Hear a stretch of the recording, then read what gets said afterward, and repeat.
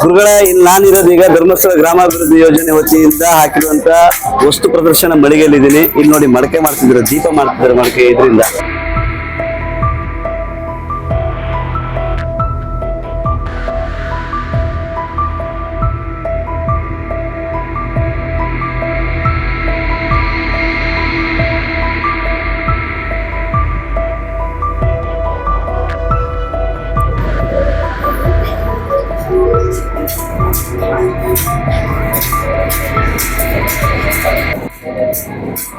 ಪೂಜ್ಯರು ಧರ್ಮಸ್ಥಳ ಗ್ರಾಮಾಭಿವೃದ್ಧಿ ಯೋಜನೆ ಮೂಲಕ ಸಮಾಜಕ್ಕೆ ನೀಡಿದಂತ ಪ್ರತಿಯೊಂದು ಕಾರ್ಯಕ್ರಮವನ್ನು ಇದರಲ್ಲಿ ನಾವು ನೋಡಬಹುದು ಸ್ನೇಹಿತರೆ.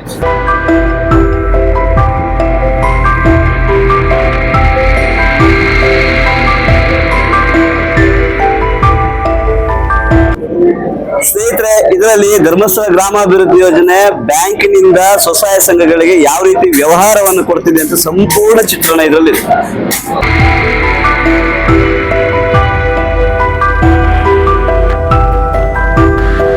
ಸ್ನೇಹಿತರೆ, ಧರ್ಮಸ್ಥಳ ಗ್ರಾಮಾಭಿವೃದ್ಧಿ ಯೋಜನೆಯಲ್ಲಿ ಅತ್ಯಂತ ವಿಶಿಷ್ಟವಾದ ಒಂದು ಕಾರ್ಯಕ್ರಮ ವಾತ್ಸಲ್ಯ ಕಾರ್ಯಕ್ರಮ.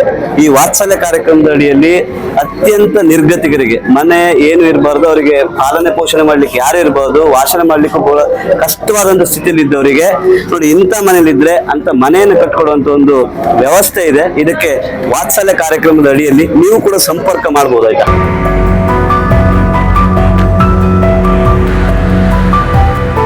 ಗುರುಗಳೇ, ಧರ್ಮಸ್ಥಳ ಗ್ರಾಮಾಭಿವೃದ್ಧಿ ಯೋಜನೆಯ ವಸ್ತು ಪ್ರದರ್ಶನ ಮಳಿಗೆಯಲ್ಲಿ ಇದೇನಪ್ಪ, ಸಣ್ಣ ಸಣ್ಣ ಮನೆಗಳು, ಅಂಗನವಾಡಿ ಕೇಂದ್ರಗಳು, ಶಾಲೆಗಳು, ಹಾಗೆ ಹಾಲಿನ ಡೈರಿಗಳು, ಇನ್ನು ಹಿಂದೂ ರುದ್ರಭೂಮಿ, ಇವೆಲ್ಲ ಯಾಕೆ ಮಾಡಿದ್ರೆ ಅನ್ಕೊಂಡ್ರ, ಇವೆಲ್ಲದೂ ಕೂಡ ಧರ್ಮಸ್ಥಳ ಗ್ರಾಮಾಭಿವೃದ್ಧಿ ಯೋಜನೆ ಮೂಲಕ ಅನುದಾನಗಳನ್ನ ಕೊಡ್ತಾ ಇದ್ದಾರೆ. ಹಾಗಾಗಿ ಇವೆಲ್ಲ ಸಮುದಾಯ ಅಭಿವೃದ್ಧಿ ಕಾರ್ಯಕ್ರಮದ ಅಡಿಯಲ್ಲಿ ಬರುತ್ತೆ. ಅದಕ್ಕೋಸ್ಕರ ಈ ಒಂದು ಟ್ಯಾಬ್ಲೋ ಅನ್ನು ಮಾಡಿಟ್ಟಿದ್ದಾರೆ.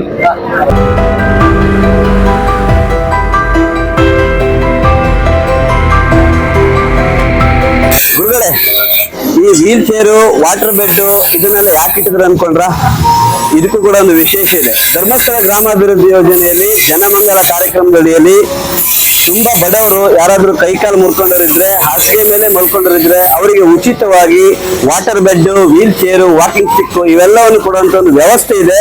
ನಿಮ್ಮ ಗ್ರಾಮದಲ್ಲಿ ಯಾರಾದ್ರೂ ಇದ್ರೆ ನೀವು ಕೂಡ ಅವ್ರನ್ನ ಸಂಪರ್ಕ ಮಾಡಬಹುದು.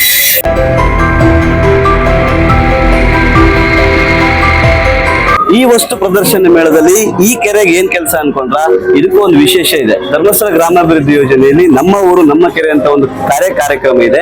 ಈ ಕಾರ್ಯಕ್ರಮದ ಮೂಲಕ ಕರ್ನಾಟಕದಲ್ಲಿ ಇಲ್ಲಿವರೆಗೆ ಸರಿ ಸುಮಾರು 797 ಕೆರೆಗಳನ್ನ ಹೂಳೆತ್ತಿಸಲಾಗಿದೆ. ಹಾಗಾಗಿ ಈ ಕಾರ್ಯಕ್ರಮಕ್ಕೆ ವಿಶೇಷವಾದಂತ ಒಂದು ಪ್ರಾಮುಖ್ಯತೆ ಇದೆ. ಇಡೀ ಕರ್ನಾಟಕದಲ್ಲಿ 797 ಕೆರೆಗಳನ್ನ ಹೂಳೆತ್ತಿ ಈ ರೀತಿ ನೀರು ತುಂಬುವ ಹಾಗೆ ಮಾಡಿದರೆ ಮರುಪೂರ್ಣದ ಕೆಲಸವನ್ನು ಧರ್ಮಸ್ಥಳ ಗ್ರಾಮಾಭಿವೃದ್ಧಿ ಯೋಜನೆ ಮಾಡಿದೆ.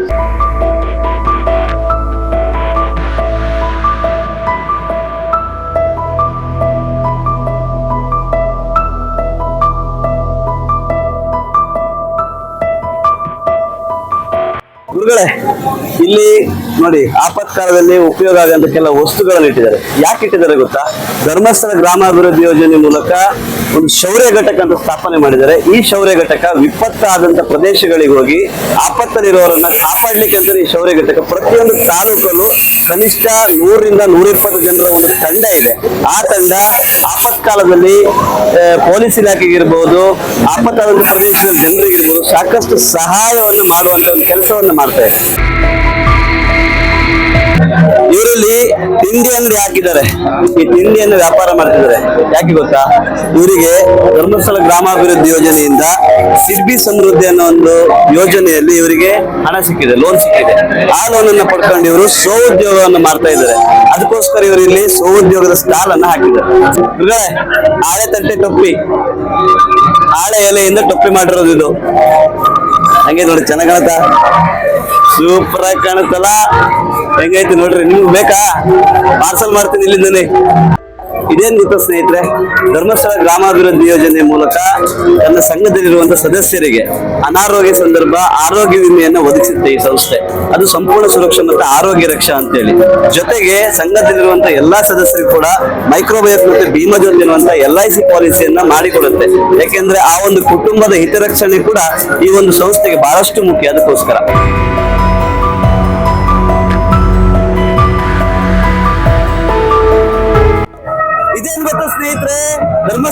ಗ್ರಾಮಾಭಿವೃದ್ಧಿ ಯೋಜನೆಯಿಂದ ಒಂದು ಸಿರಿ ಸಂಸ್ಥೆ ಅಂತ ಇದೆ.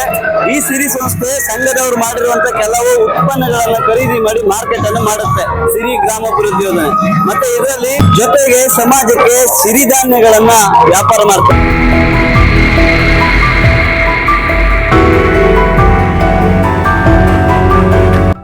ಓಕೆ ಗುರುಗಳೇ, ಇವತ್ತಿನ ವಿಡಿಯೋ ನಿಮ್ಗೆ ಎಲ್ರಿಗೂ ಇಷ್ಟ ಆಗಿದೆ ಅನ್ಕೋತೀನಿ. ನೆಕ್ಸ್ಟ್ ವಿಡಿಯೋದಲ್ಲಿ ಸಿಗೋಣ. ಅಲ್ಲಿವರೆಗೂ ಎಲ್ರಿಗೂ ಬಾಯ್ ಬಾಯ್, ಗುಡ್ ನೈಟ್, ಸಿ ಯು.